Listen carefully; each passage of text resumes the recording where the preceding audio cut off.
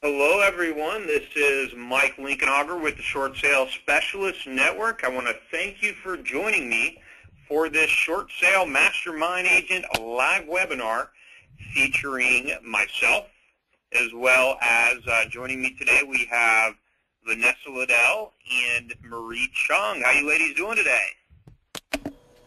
Well, fantastic. We're great. Thanks. Excited to be here with everyone. What I'd like to ask each of you guys to do, ladies first, y'all both ladies, so whichever one, I'd like to just at least introduce yourselves, just a little bit about your experience in real estate and stuff like that. Maria, I guess I've got your info right here, so go ahead and go first. Tell us who you are and all that good stuff. Yes, thank you very much. Good morning or good afternoon, depending on where you are in the nation. It's such a pleasure and honor to participate on this Short Sale Mastermind webinar.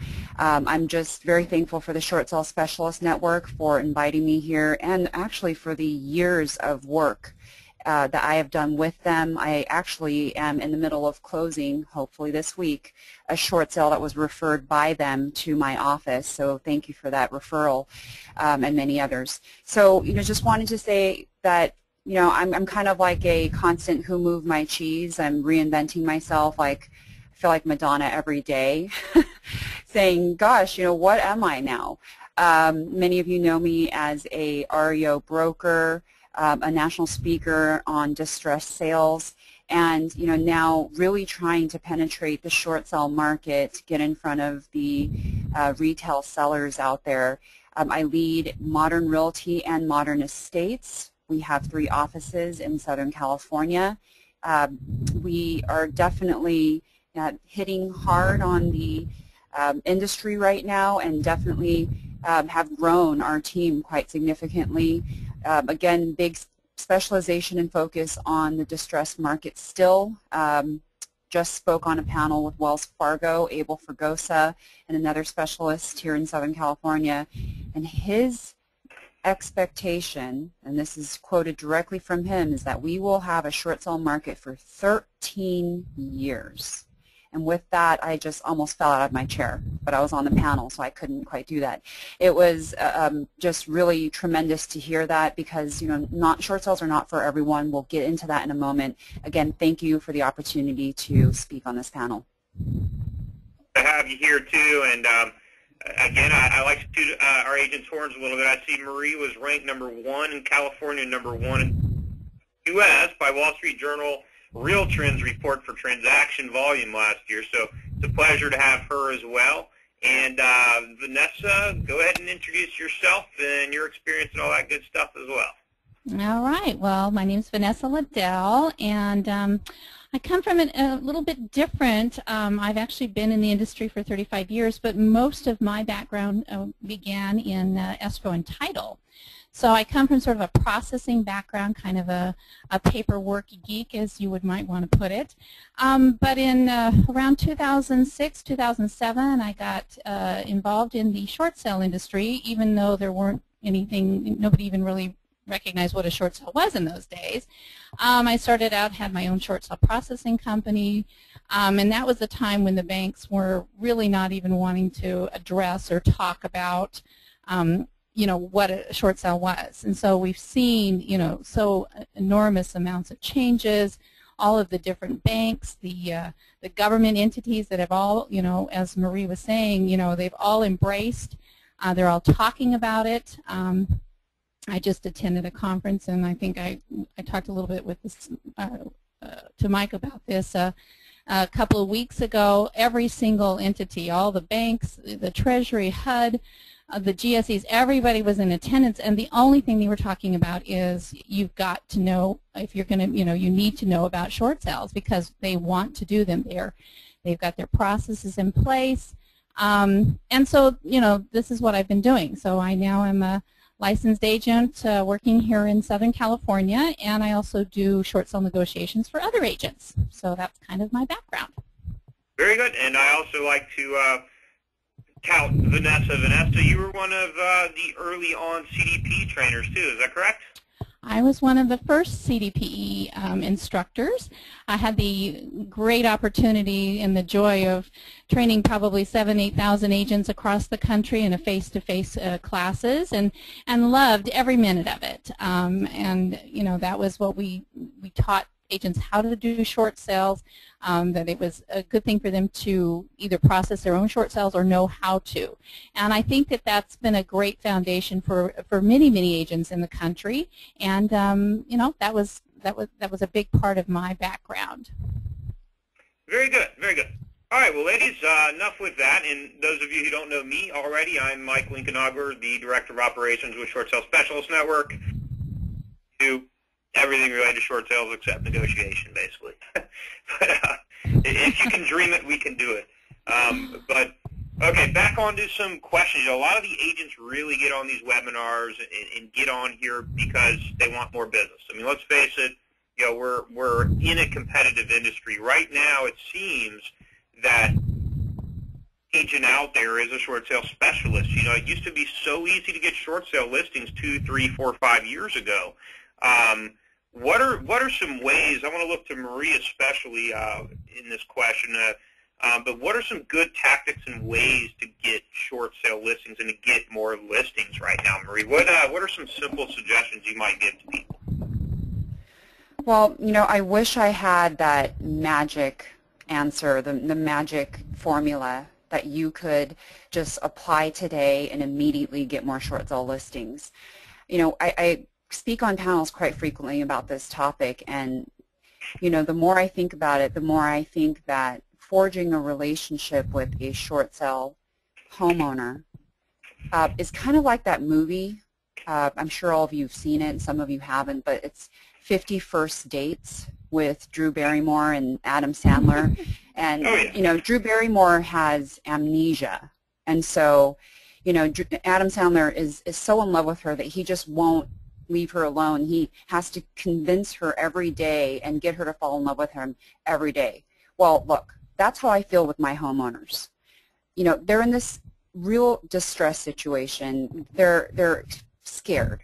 You know, you really just have to really forge that trust with them. And then in like 2 days, a week, you know, they're going, oh, no, I changed my mind, and I don't know, I'm so, you know, I got this letter. I mean, if I can see all of you right now face to face, I'm sure you'd all be nodding your heads going, yep, we know exactly what you're talking about. The bank suddenly says, hey, you're qualified for a loan modification. Please give us a call at 800-995, and they've tried 5 times, and they've gotten rejected 5 times. I mean, it's just a basic constant 50 First Dates for me with these homeowners. So I think number one is building a good foundation. On that recent panel I just referred to with Wells Fargo, I mean, we talked about the qualities of a good short sale agent. And number one across the board was to really be a great psychologist. You know, really be there for these homeowners and hear them out and really care about what their unique situation is and come up with a unique resolution, a unique exit strategy for these homeowners. I mean, a seller exit option, if you may. And to really get a thick skin to, you know, write out all of those continuous ups and downs that this homeowner will take you on, and then really be detail oriented.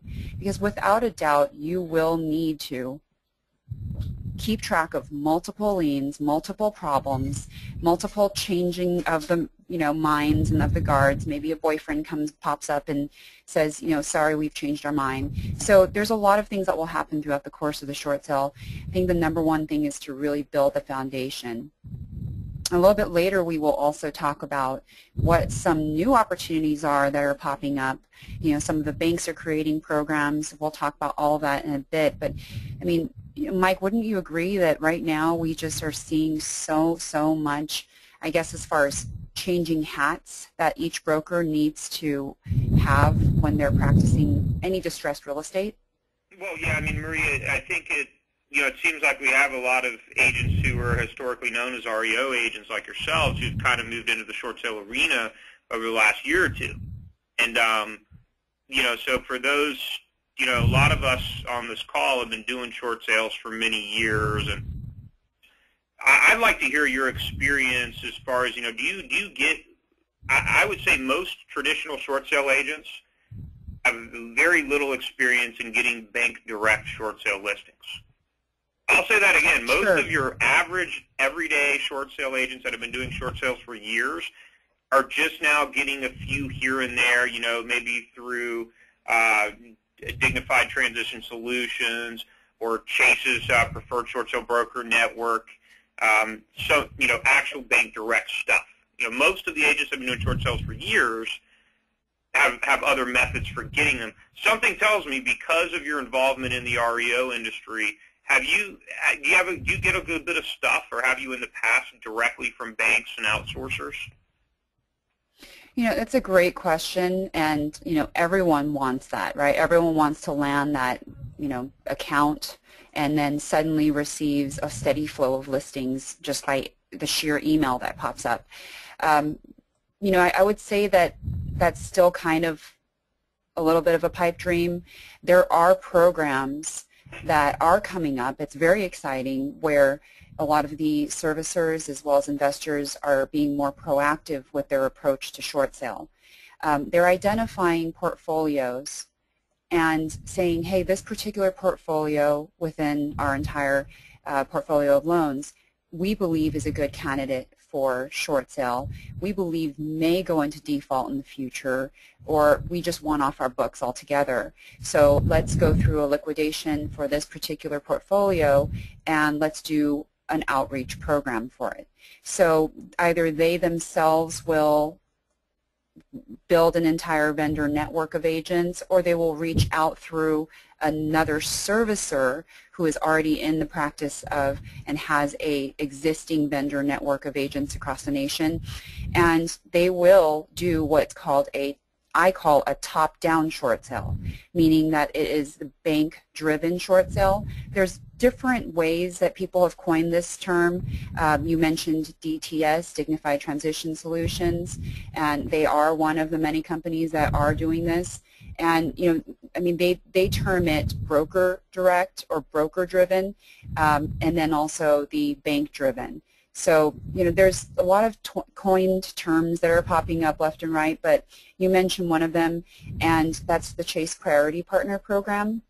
A lot of the Chase as well as Wells Fargo bank, and I'd say more the origination side of the bank, have gotten smart to the fact that, hey, we can help those that are already helping us with our mortgage origination loan officers. So they are putting the power into the loan officer's hands of adding you to these programs where you will become eligible after, of course, some demonstrated experience in short sale, but you would become eligible to receive these top-down or bank-directed short sales. So if there were any of you on the call, I would definitely reach out to your Chase loan officers and Wells Fargo loan officers to ask them about these programs. Just a little bit more tidbit of information.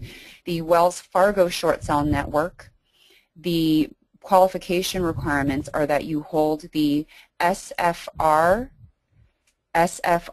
designation through the National Association of Realtors, that you too have an Equator profile. It does not need to be a paid Equator profile. You can just have it at your office zip code.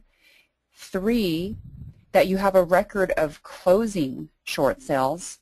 And then 4, of course, that the loan originator loan group has referred you over to the program. So with those 4 requirements, you should be able to get added to this Wells Fargo short sale network, and that is definitely hot off the presses. Chase has already rolled out their program as of, I would say, early this year, and we have received several of those leads and have worked through them. But bottom of the line, across the board, it's not an REO. Remember that even in these top-down or bank-directed short sale opportunities, they're just that. They're opportunities. They are not listings, because the control is still in the hands of the homeowner. The homeowner still has the right to allow this property to simply go to foreclosure. They still may file bankruptcy. They still may not want to face the reality that short sale is the best option for them. So, it's really cultivating a really great marketing plan, a really great course to reach the homeowner and to incubate them through a period of time so that you can be there as a resource and, you know, like we said, build that foundation with them and that trust with them. But great question, Mike. There's a lot of programs out there. Very good. Well, Marie, it sounds like I'm glad I asked you that question because it sounds like a lot of your experiences in doing a lot of the sort of bank down, top to bottom, proactive short sale stuff. Any guys, before we kind of go into the future of REO, Vanessa, you have anything to share about getting short sale listings? And keep in mind, you know, a lot of our agents on this know a lot of the basics. Obviously, anything you guys can share with getting good, how to get works or how to do lead generation is real helpful. Let me jump in just for a second. I loved everything Marie was talking about and all of that. You know, I think we all also have to remember, ultimately what happens in those types of programs is there's a letter that's sent to the homeowner from the servicing company or a vendor, and it basically states, you know, we would like to give you the opportunity, if you're in, you know, if you're in this situation, of being able to look into these options, one of which is a short sale. And if you're interested, we're going to give you 2 or 3 agents that, you know, we endorse or, you know, are preferred. And it's up to the client or the homeowner to make that phone call. They're not calling, you know, the banks aren't calling the agents going, okay, here's Mr. Smith, here's his phone number, call him right now and tell him he has to do a short sale. So, you know, one of the things we have to constantly, when we're working with these homeowners, are they getting correspondence from the banks? Have they opened the letter that says in Chase? I talked to a VP at Chase. I said, if you would change your envelope to say, you know, publishing house sweepstakes, you'd probably get better response than having a letter that comes from Chase because they think it's just another request for them to make a payment. So I think one of the things when we're talking about lead generation, we're talking about getting out there. Of course, we're going to be talking about door knocking. We're going to be talking about getting out into the community, whether or not you are targeting specific banks, which you can do with several different sources. I like Foreclosure Radar. I'm just going to throw some, you know, some of my resources out. I like Foreclosure Radar. I can go in there and I can sort and say I'm looking for pre-foreclosures through Chase or Bank of America or Wells Fargo, whatever.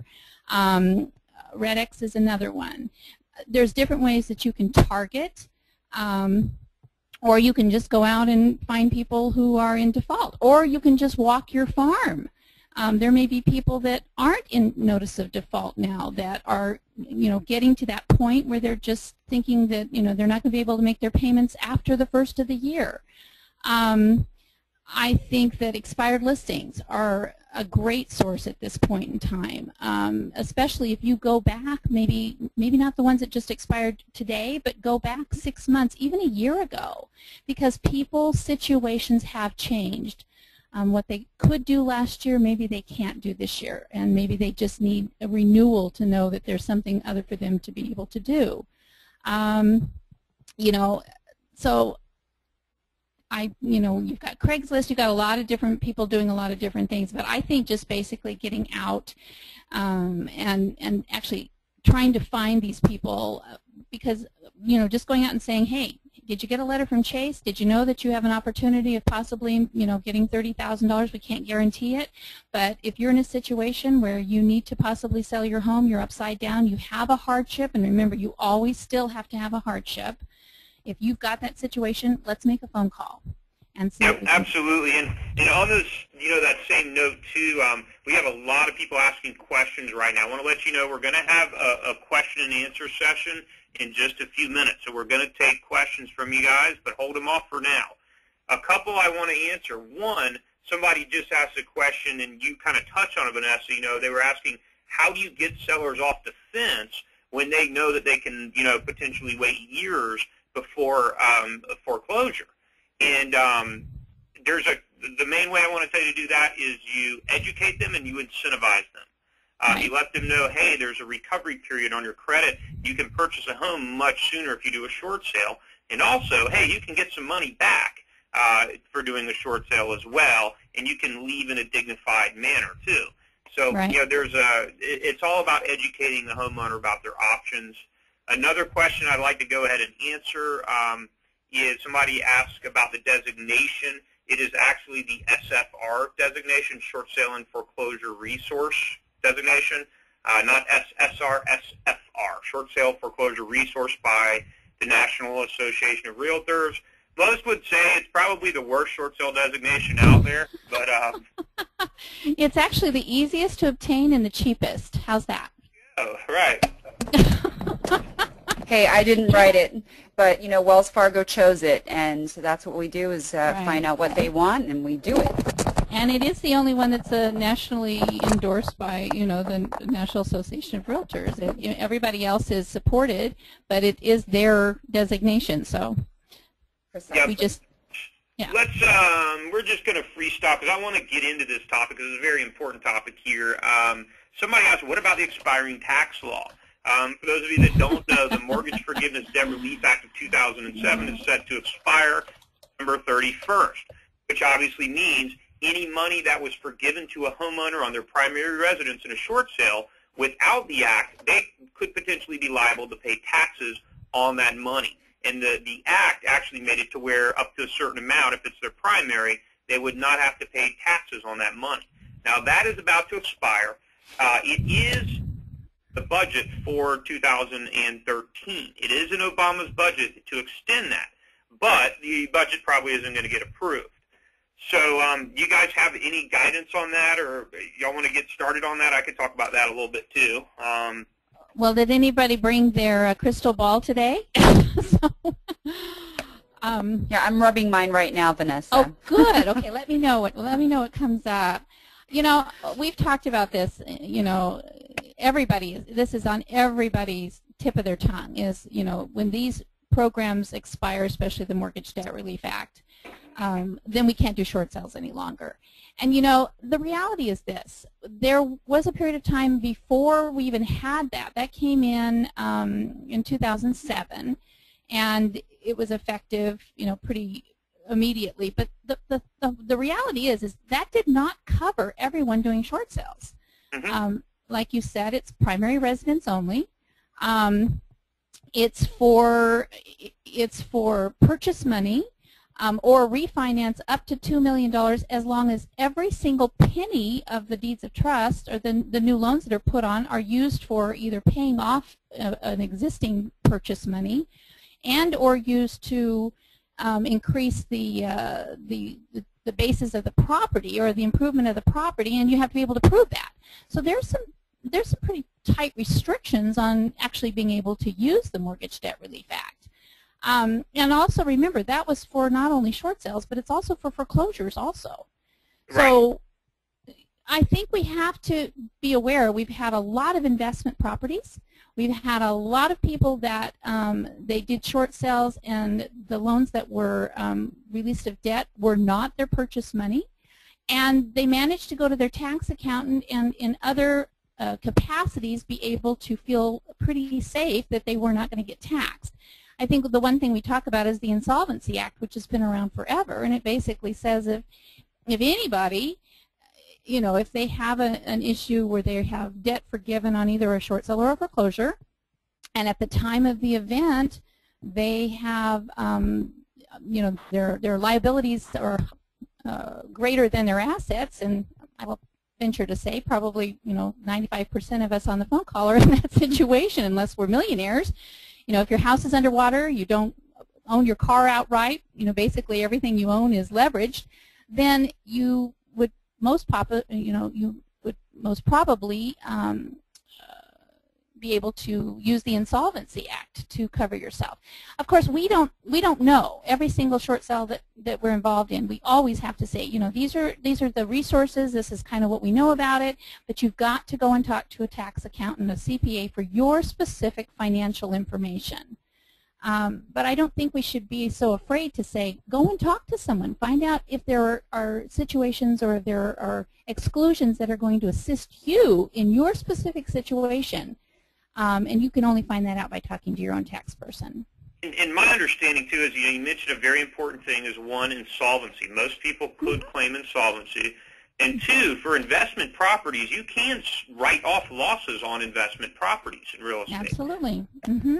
The reason for the need for the act to begin with is because you couldn't do it for primary residences. Correct. Talk to your CPA. And my understanding is, too, most people believe that it will eventually get extended and it will be retroactive also. Right. So it does happen in February, March. It'll likely happen eventually. But I think, I don't know, like you said, I don't have a crystal ball. I think I left it right next to Chung's magic get more listings wand. There you go. So and either way, the key is look, there's always ways to do short sales. There's ways to do things. Encourage homeowners to talk to CPAs. Right. Most of us are not CPAs or attorneys, so it's always a smart decision to defer and protect yourself, Right. And if it people doesn't, with resources that they can read and things like that. Let's go on to another important topic as well that we should cover definitely, because I've been creating a little buzz about this, and I'll continue to probably create more in the next couple of days. But that is Fannie and Freddie and Hafa. What's going on with those programs? Obviously, for those of you that don't know, Hafa program is done with Fannie and Freddie. I believe it was the 14th you had to have files submitted by, and at the end of the year, it's expired with them. It was extended, the Treasury did extend it through, I believe, 2013 or 2014 for files, but it's done with Fannie and Freddie. So, Vanessa, Marie, what are your thoughts on that and how that's going to impact things? Well, I guess I'll just jump in real quick and before Marie does. I think we have to understand that Hafa has always been kind of a question mark for people. I don't know how many agents really got involved in understanding that there was ever more than one Hafa program. There's the non-GSEs, which are all the servicers that are not Fannie and Freddie. And that Hafa program has kind of changed. That was the program that they allowed investment properties into in the middle of this year. You don't even have to be in the property any longer. But that did not translate over to Fannie and Freddie. Fannie and Freddie have always been fairly restrictive when it came to the so-called Hafa program. Mm-hmm. So I think it's important that we understand that the fact that Hafa is ending with Fannie and Freddie, I personally think is a good thing, because now they're actually saying we don't have those restrictions any longer. We're going to create our own short sale, which actually those programs came out this last month or so, and it's a pretty simple short sale program. And for those of you that haven't seen those, you can actually see the new guidelines for Fannie and Freddie short sales. I don't want to go into the details, but if you go to our site, theshortsaleguide.com, they're posted right on the home page down here under blogs. Well, they've been gone through now, but if you go to blogs, there's been a lot of discussion and a lot of talk about them and what they are in the future. Guys, I don't know about y'all, but for our standpoint, for lead generation, most people will agree with us. The best thing about Hafa program was we used the get $3,000 back to do a short sale as a huge lead generation tool. Just telling people that was one of those incentives that helped get them off the fence to do a short sale. But you can still do that. You can still do that. You can still do that. I mean, we're not, as long as we don't say it's for Fannie and Freddie short sales, but no, but Fannie and Freddie, there, Mike, yes. Fannie and Freddie are giving $3,000 too. Absolutely. Well, most everybody is, or more money now. Well, I know, but I'm just saying that we don't have to not say that. I think for me, it's been Fannie and Freddie have been, oh my gosh, if it's a Fannie or Freddie, I don't even think I want to try it because they're so restrictive. I think now this is going to open more doors again. I think that agents should feel more comfortable if they look it up and say it's a Fannie or Freddie, they can go, oh, okay, I kind of know how this works. They don't have to, the homeowner doesn't have to be delinquent if they have the 4 Ds, death, disability, distance, and what's the fourth one? And divorce. So you've got and if they are delinquent, they have to be delinquent, if they're delinquent over 3 months and they have less than a 620 FICO score. You know, again, detail, detail, detail. It's knowing how these programs work is going to give the agents the best opportunity of working with the best client. And then you're going to have the best opportunity of actually closing your transaction. Mm-hmm. And I mean, at the last Wells Fargo event, you know, I even had to take a picture of this because FHFA announced their new standard kind of guidelines for Fannie and Freddie. I guess it's rumored that Freddie may consider not requiring the 90-day delinquent. We're hoping that they do. But they are considering, you know, the very streamlined, reduced or eliminated documentations that's going to be required. And Fannie Mae has announced that once all the documentation is submitted, there will be no more need to send additional financials, which will be great. Also, you know, the delegation of approval, as long as you have the 4 Ds, of course, even if you're current on the mortgage. So, you know, we'll see that the $6,000 for junior liens goes through. We're really excited about that. And that you will have a waived deficiency with the borrowers with capacity of financial contribution, cash, or promissory note, you know, required, of course, and that stays without a doubt. Military personnel who relocate automatically will be eligible for short sale even if they're current. So these are all really new and exciting things that we're seeing. I think Fannie and Freddie know that it has been, like Vanessa said, nearly impossible. And we always cringe when we find out that it's a Fannie or Freddie. I mean, it's just terrible. The extensions, losing the property because they won't allow us to extend the property, it's just ridiculous. And the long times for processing for them, you know, it was like we'd go to the servicer, well, we have to wait for Fannie or we have to wait for Freddie. Oh, by the way, there's an MI company, and I think that's a huge piece that we've talked about also, that now there's delegated for the MIs through Fannie and Freddie, so they don't have to go and look at another set of eyes. So I think I think the process is going to happen a lot quicker on those transactions. I hope so. I mean, you know, they're saying that also the FHFA is saying that servicers will be required to review and respond to Fannie and Freddie short sales within 30 days of receipt of a short sale offer. They must provide a weekly status update to the borrower if still under review after 30 days. And they must communicate a final decisioning within 60 days of receipt of the offer and complete package. So, you know, the borrowers, of course, will not be eligible for a new mortgage backed by Fannie or Freddie for at least 2 years after the short sale. But, you know, the good news is that we have this timeline and the streamline, and, of course, the overlay of the single point of contact with a lot of the servicers is, I mean, hopefully going to really free things up for us. What Vanessa started to touch on a minute ago, and she kind of sped through it. For those of you that don't know, I think this is frankly the best thing that's happened to short sales in many years, more than any other little thing that's passed, is she mentioned that now the GSEs, government-sponsored enterprises of Fannie Mae and Freddie Mac, who hold the majority of the mortgages or back them, they now have delegated authority to approve short sales with most mortgage insurance companies. That means MI approval, mortgage insurance company approval, is no longer required for most properties. That is just huge, because not only will that shave several weeks sometimes off of the approval process in most cases, but I'm sure, you know, if you've processed tons and tons of these, there's a decent percentage. I would say the reason 10 to 20% of all short sales in the country have failed or more. Insurance company asking for a promissory note or some money being repaid.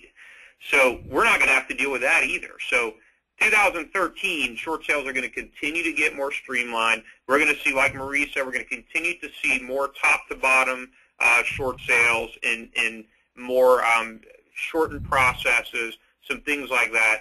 But one thing I want to touch on, too, is I mentioned this a minute ago. It's become so competitive. Everybody wants short sale listings. How can we get more short sale listings? That's what it's all about. So with that, I'm going to play a word from our sponsor here. This is the 2013 Short Sale Symposium at Sea Cruise Conference. We're just now announcing this, and I want to play this quick video testimonial from last year. Both you ladies probably remember Tamara and Zunza here. So check this out, everyone.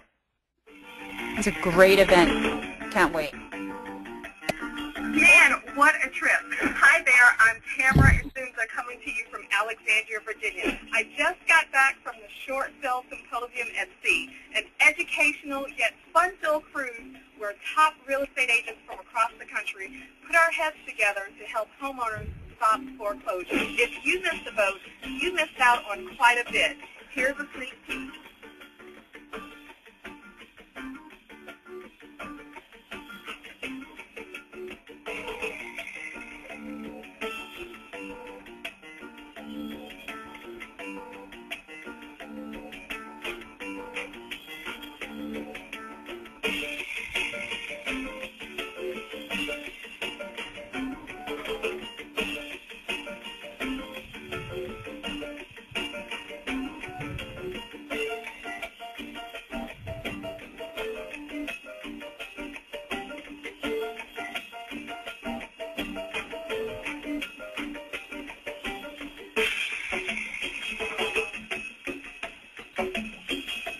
Special thank you to all of the super real estate agents in the Short Sale Specialist Network. And a shout out to Mike, April, JP, and Ethan for putting the entire event together.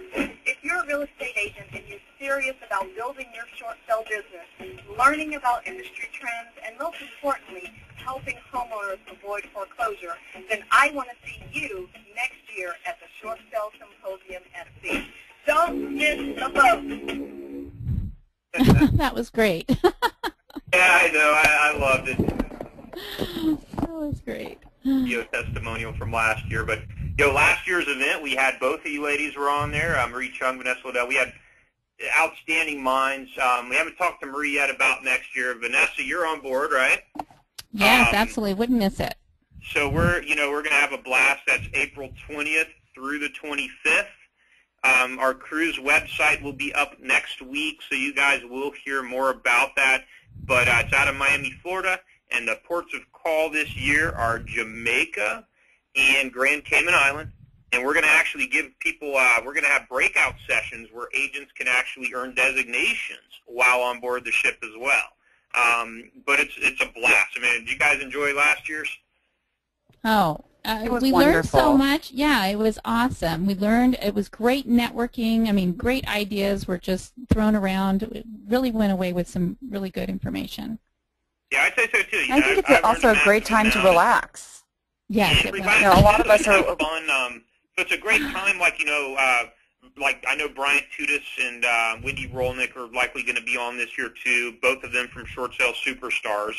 So it's neat that we're doing like excursions with them, so you can kind of hang out with them if you want to. Which, by the way, that's something to mention too. If you're on the shortsaleguide.com, we're a great forum. If you want to find up-to-date news and resources, Short Sale Superstars is another good one as well. We're going to have Wendy Rolnick and Bryant Tudis likely on here. And believe it or not, guys, they have never met each other before. Can y'all believe that? They live, both of them, in Florida, and these guys have never even met each other. So we're going to arrange that. But hey, Mike, it's not only good networking, but it's a great way of, the cruise was a great way of building additional business. There were people I met on the cruise that I was so impressed by, Denise and James Orico out of Illinois. And surprise, surprise, I had one of my attorneys approach me with a short sale in Illinois. Didn't know who I could possibly, refer him to, and refer them to Denise and James. They are closing that short sale this week. So not only will we receive a referral fee for that, but they're getting a nice closing, and that was all from the cruise last year. So I just thought I'd share that with all with you. A great agent. We worked with her for many years as well, and that's another thing too. We do assign a lot of listings to people. I know Marie mentioned when we got on the call, she's got one closing this week, I think. That's another great thing, the way to get in with us and to get listings from us and other people. I know Bryant Tudis and them from Short Sale Superstars, they're getting more and more So, you know, we're working on a couple asset management companies on there as well. Or two, we'll have them out there. So, you know, they're great ways to just network, learn from some of the best agents in the country, have a blast, get some training. Looking for Denise Orico. She's not on here yet. I know she's closed more than 10 deals with us now. We have our wall of fame here of agents who've closed 10-plus deals with us. I thought she was on here. I'm pretty sure she is now, but I need to update this. Well, let's do this. We got a couple more minutes, and I want to get some questions. There's a bunch of questions on here we can get into. Any good processing tips, negotiation tips, or tactics that you guys might have to share? Well, what I want to make sure that I kind of address here is, like I said, I just came back from the conference with everybody there, and I will tell you, to the bank, everyone said, you have to contact us at the time that you get your client. Don't wait until you get an offer. So I would just say one of my processing tips is this: the minute you think you're going to list a property or you're talking about listing, contact the bank. Find out if they do have these pre-approved or pre-listing programs. And I think it's mostly important because a lot of these incentives that we've been talking about, they go away if you don't take advantage of those programs. So you want to make sure that you're doing the very best job for your client by making sure that they're getting into the very best program that's you know, that's going to be for their benefit. So that's a great tip, Vanessa, because that's very contrary to how we used to teach short sales a few years ago. We used to teach people, no, you get the short sale package, you get everything together, and then get an offer, and then submit it all. Right. And I have a lot of agents ask me, they're going, wait a minute, you know, what are you doing before we get the offer? I said, no, we're doing a lot of work before we get the offer. In fact, most of my short sales that I've got right now, they're all pre-approved. They're pre-listing. I had one, I listed it. It took me 3 weeks to get my pre-approval. I then put it in the MLS, sold it the next day, and now we're ready to close in 35 days. So that's the way you do short sales. That's, if the bank has those programs, take advantage of them. Very good, very good. Any other processing tips or general, like, lead generation tactics before we open it up to the bazillion questions here? We've got a lot, and we're going to try to take a lot of them. All right, let's rock and roll on some questions here. Hey, Mike, sorry, for some reason you couldn't hear me. This is Marie. Real quick, I just want to address something that I think is happening around the entire nation, and that's of really opening the property up, that listing up to other agents. I know we're all hurting right now, and I know that we're all trying to double end as many deals as we possibly can, but we're being approached by investors as well that are calling us saying, hey, we can be that offer. We can, you know, maybe even take care of you on the back end if you sell your short sale listing to us. And, you know, of course they want to buy it at a discount. Well, you know, I just want to say that it's really imperative to open up this property to, you know, obtain the highest net return, or, you know, net loss, I should say, to the bank, because, you know, more and more I'm seeing a lot of agents do this. Not every time will the bank accept the lower offer, so just be really aware and cognizant of the fact that, you know, they're doing second opinion BPOs. You don't have control over those values. They're doing appraisals, and you don't have any control over those values. So, you know, just be really careful that you aren't losing properties to foreclosure over, you know, your interest in maybe double ending an escrow and double popping that commission.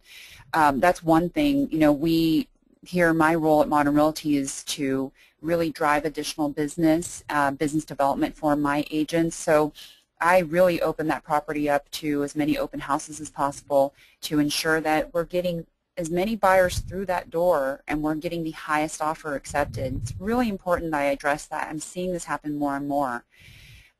Also, you know, like you already know very well, it's imperative to keep that buyer around. So make sure that you're staying in touch with all parties and keeping them updated and apprised, because the last thing we want is to have an approval and have the buyer nowhere to be found. So just wanted to mention those two things quickly. Thanks, Mike. Yeah, very cool, very cool.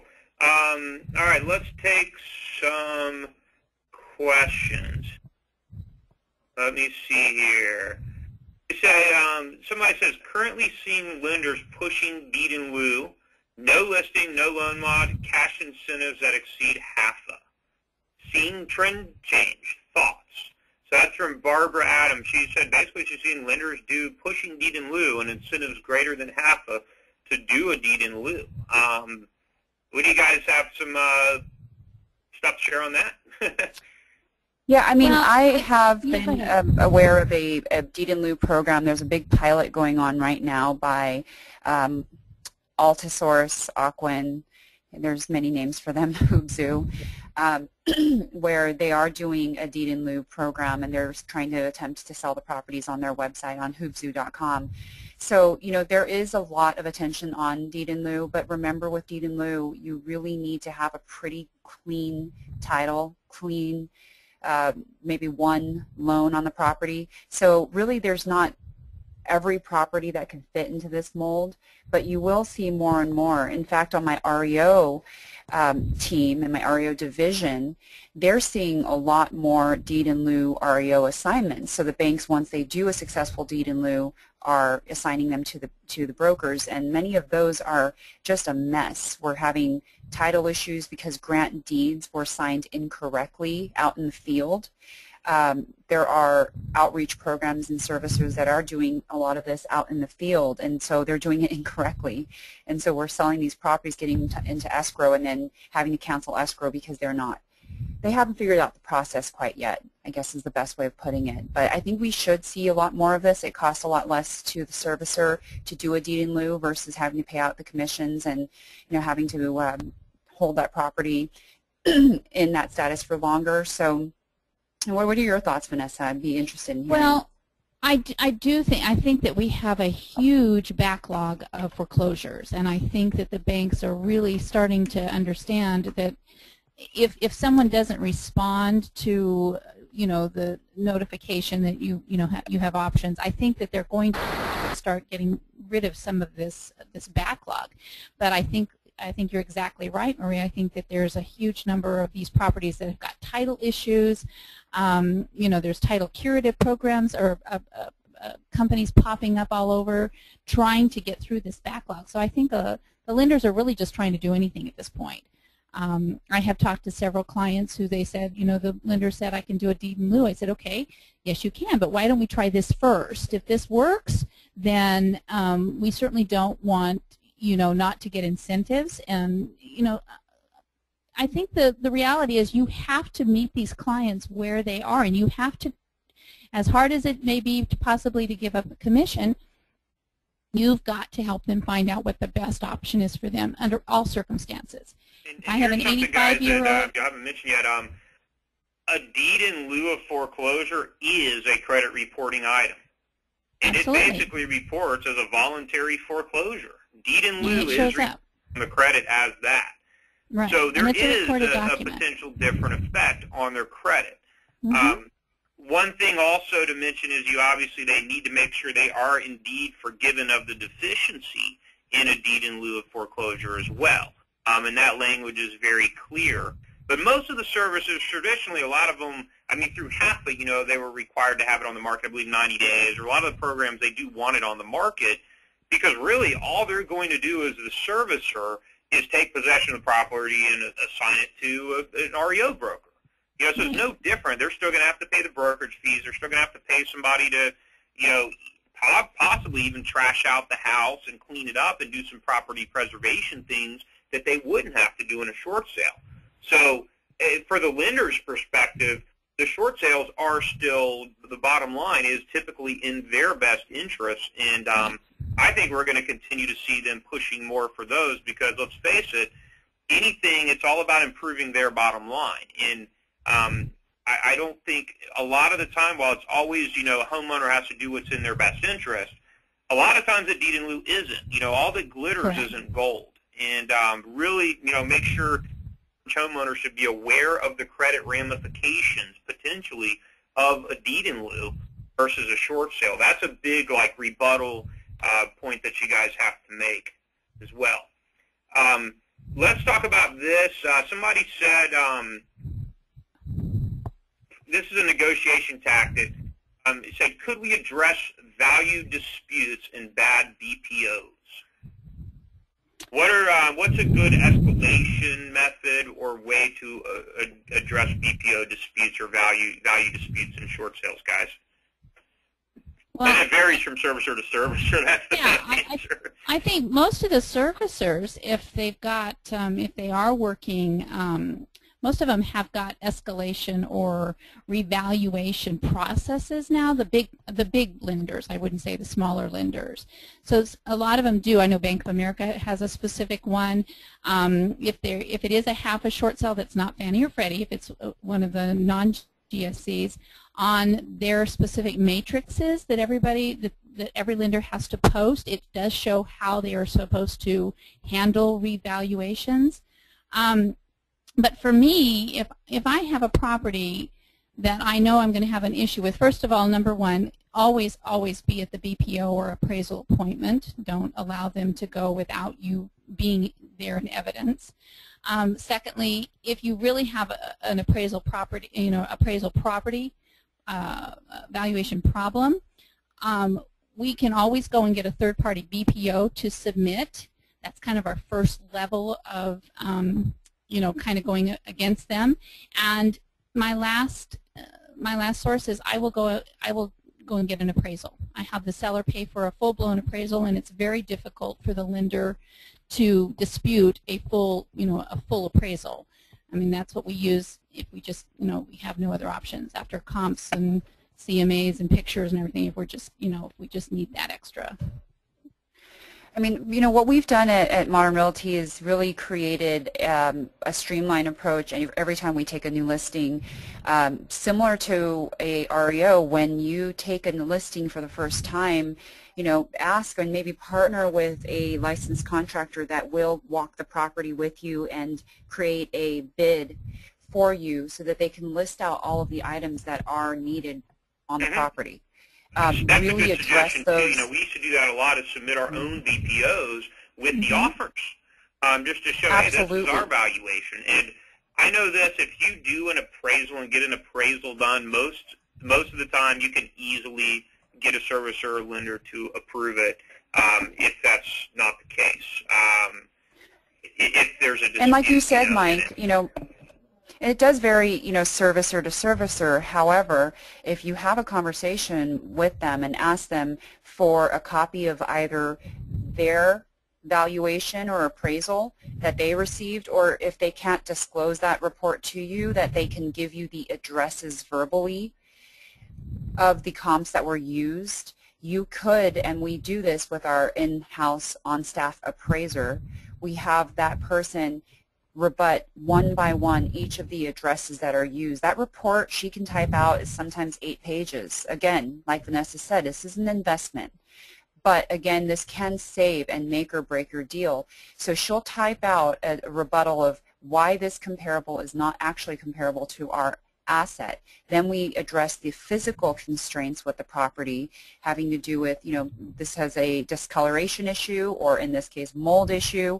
Here are the bids. Here's the contractor write-up that states so. Here's a copy of the termite report and all the damages that need to be repaired on the property.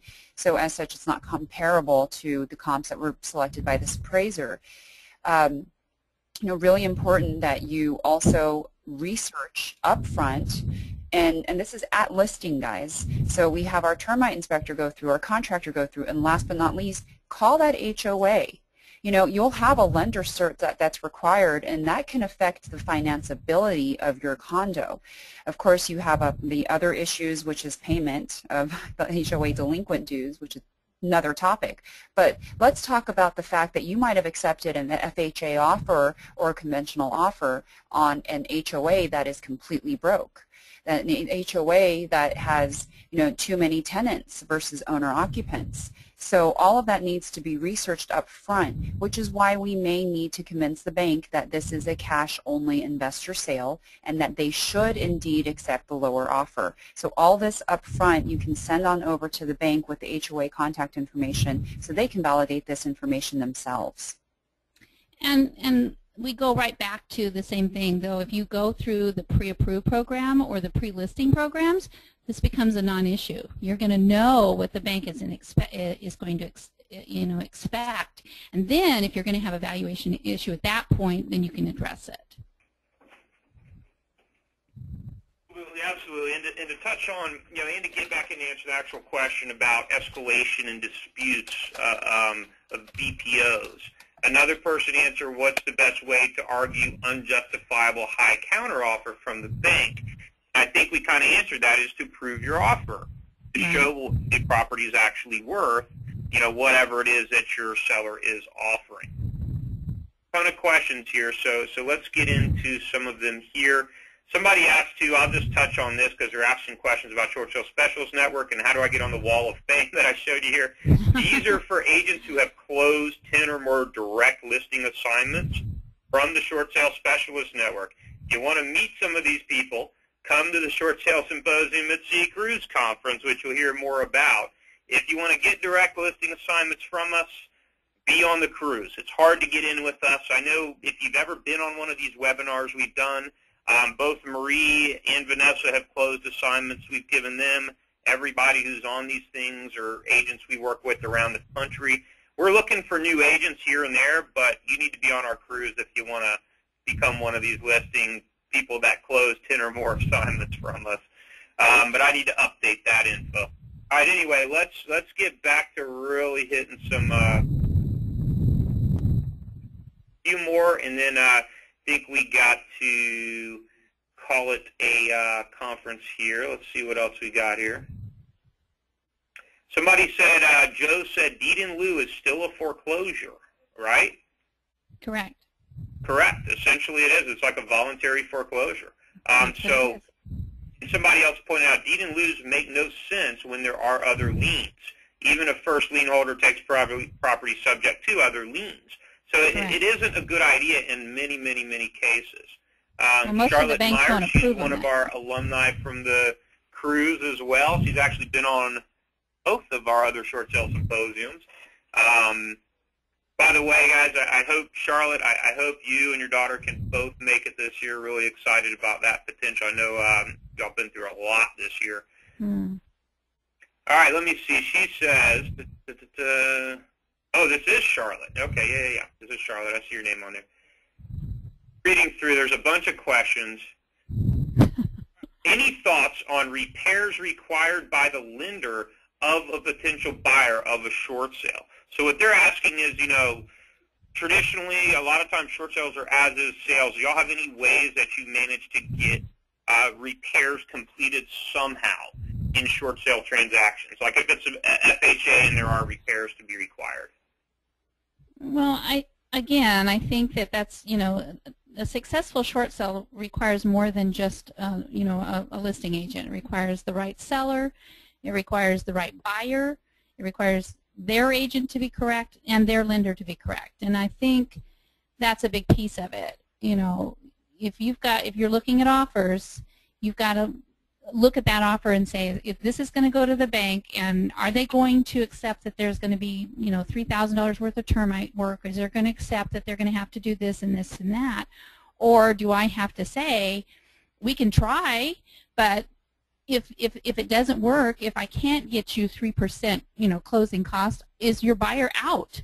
And have those conversations. I have people say, well, will they pay for this or will they pay for that? I said, you know what? We'll put it on the HUD, but I need to know right now. If they come back and say no, are you still in? If you're not still in, then it doesn't make sense for me to hold my seller kind of at hostage with this offer when I can go to somebody else and and get a cleaner offer. That's a great point. It's really important to screen the buyers. It is, and the buyer's agent. Getting into short sales are historically as-is transactions, so you have to really qualify the properties, and obviously there's cases to where money can be put in escrow and things like that. So you really have to take that also on a case-by-case basis there. Guys, a couple people asked, are there replays of this webinar? Yes, we have a page on our members-only site, members.theshortsaleguide.com. We'll email that out to people, but in the future, That's going to only be for agents who are our short sale lead machine program, which if you want info on that, Vanessa's a part of that. You have your own short sale website like this. You know, you get to participate in all these webinars and get all kinds of resources and junk. I'm not here to sell all those, but if you go to members.theshortsaleguide.com, we will have a tab up here for replays of these. We have a private page now, but you will eventually be required to be part of the short sale lead machine program to view these replays. As far as the cruise goes, here's what the prices are. Right now, this is actually a lower cost than last year. If you want info, you can go to Facebook. We have a good Facebook group, Short Sale Symposium at Sea. Short Sale Symposium at Sea, or you can see facebook.com/shortsalecruise.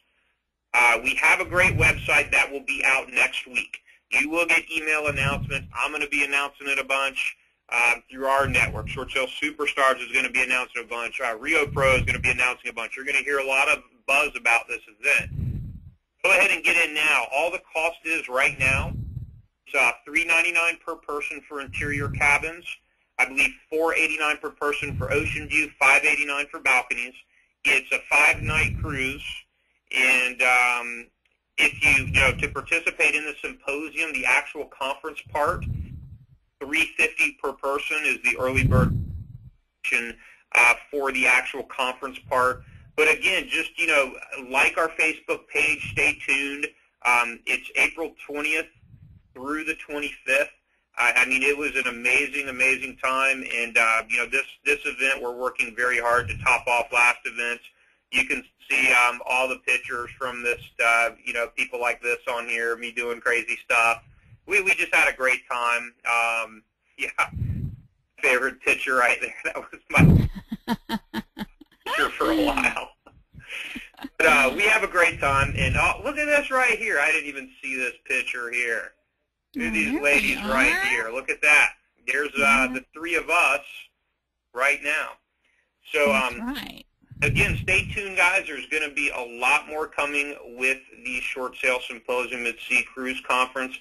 I want to thank all of you guys for participating. Marie, Vanessa, you've done a great job, and I'm really looking forward to hearing more of y'all on the Short Sale Symposium at Sea coming up in April. Anybody, again, interested in the Short Sale Lead Machine program, just go to members.theshortsaleguide.com, and you'll click on Lead Machine right here. You get more information about the sites we provide you. They're just $1 to set up, and if you want us to customize it and all that, I mean, you can read all about it. I'm not here to sell you on that. We've got webinars on that. If you want to sign up for a webinar on that, I'll be glad to give you a demo. But you can see our sample sites. Obviously, Vanessa's a site that we're just finishing up right now for actually here. This is what our new and improved websites look like. So, all right, guys, I want to thank y'all once again for participating in this, and wish everybody on this call a very Merry Christmas and Happy Holidays. We will talk to y'all again in January when we start doing our Short Sale Mastermind agent webinars every single week. Thanks again for being on this live call, guys. Have a great weekend. Bye-bye. Thanks, Mike. Thank you. Happy holidays, Bye-bye. everybody. Merry Christmas. Happy holidays. Bye-bye. Bye.